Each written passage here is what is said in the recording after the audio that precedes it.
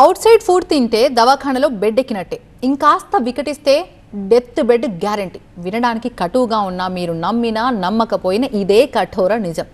ఏదో ఒకటి అరా హోటల్స్ తప్పితే మిగతా అన్ని గలీజ్కి కేర్ ఆఫ్ అడ్రస్లుగానే అవుతున్నాయి. వెతికినా కొద్దీ రోజుకో రుజువు కనిపిస్తుంది. అరే డబ్బులిచ్చి మరి ఈ ఫుడ్డా మనం తింటుంది అని నోరెళ్లబెట్టాల్సిన పరిస్థితులు ఏర్పడుతున్నాయి. కాళ్ల కింద తొక్కి తొక్కి మసాలా తయారు చేయు విధానం సోషల్ మీడియాలో తెగ వైరల్ అవుతోంది. మీరు చూసే ఉంటారు, ఔరా అని అవాక్కయ్యి ఉంటారు. జీటీ రోడ్లోని శుభం హోటల్ పేరు చూసారా ఎంత పరిశుభ్రంగా ఉందో. లోపలికెళ్లారో పొరపాటున కిచెన్లోకి తొంగి చూశారో అంతే సంగతులు. కడుపు దేవెయ్యడం ఖాయం. గుంటూరు నగరంలోని పలు హోటళ్లలో అపరిశుభ్ర వాతావరణంలో ఆహార పదార్థాలు తయారు చేస్తున్నారంటూ పెద్ద ఎత్తున ఆరోపణలు వస్తున్నాయి. ఈ నేపథ్యంలో ఫుడ్ ఇన్స్పెక్టర్ అంటే ఆహార నియంత్రణ అధికారులు తనిఖీలు నిర్వహిస్తూ ఉన్నారు. గతంలో మనం లక్ష్మీపురంలో ఒక హోటల్లో తనిఖీలు చేసినప్పుడు కూడా పెద్ద ఎత్తున ఫ్రిడ్జుల్లో ఉంచిన మాంసాన్ని కూడా బయటపడడం జరిగింది. ఈరోజు జీటీ రోడ్లో ఉన్న శుభం హోటల్లో మనం కనుక చూసినట్లయితే ఇక్కడ కాళ్లతో తొక్కుతూ మసాలా తయారు చేస్తున్నారంటూ కొన్ని ఆరోపణలు వచ్చాయి. అదేవిధంగా వీడియోలు కూడా వైరల్ అయ్యాయి. ఈ నేపథ్యంలోనే అధికారులు పెద్ద ఎత్తున ఈ హోటల్ మీద దృష్టి పెట్టి మొత్తం వచ్చి కూడా వీటన్నిటిని కూడా పరిశీలించడం జరిగింది. అవును, కాళ్లతో అల్లాన్ని తొక్కిన మాట వాస్తవమే. వర్కర్ తప్పు చేశాడు, వెంటనే లెంపలేసుకున్నాడు.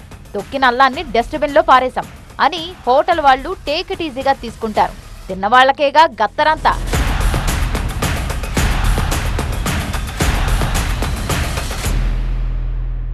మా వర్కర్ చేసిన తప్పు దానికి క్షమించండి.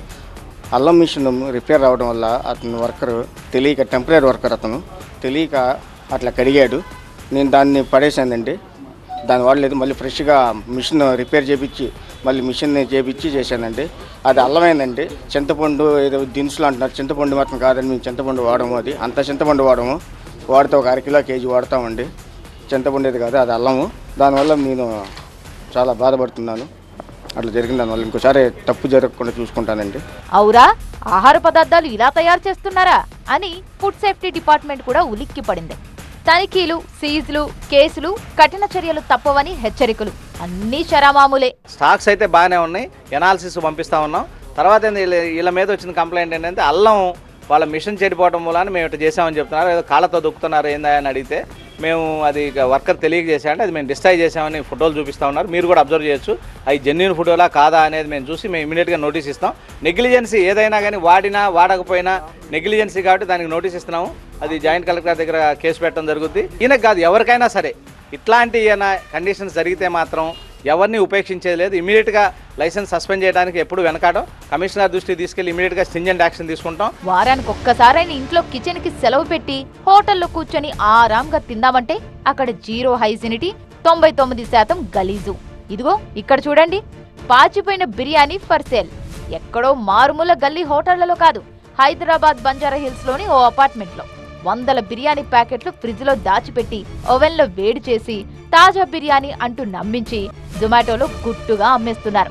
లక్కీ బిర్యానీ షవర్మా పేరుతో జరుగుతున్న ఈ గలద్గాళ్ల గలీజు పనిపై బంజారా హిల్స్ పిఎస్ లో కేసు నమోదైంది.